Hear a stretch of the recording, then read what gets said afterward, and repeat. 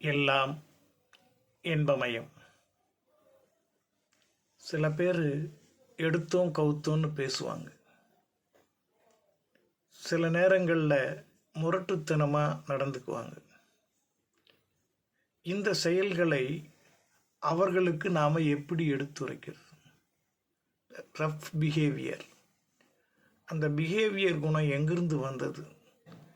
இதையெல்லாம் நாம் சம்மந்தப்பட்டவர்கிட்ட நேராக சொன்னோம்னா நாம் தான் வம்புக்கும் வழக்குக்கும் மாட்டிப்போம்.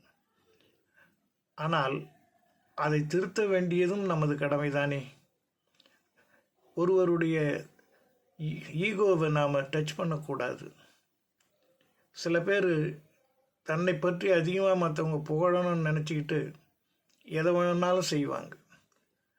அப்படிப்பட்டவர்களுக்கு சும்மா வாக்கில் ஒரு புகழ்ந்துரைக்கிறதுல தப்பு எதுவும் இல்லைன்னு நினைக்கிறேன்.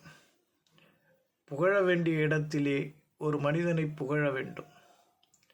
அவன் செய்கின்ற தவறுகளை கால நேரம் பார்த்து சுட்டி காட்ட வேண்டும்.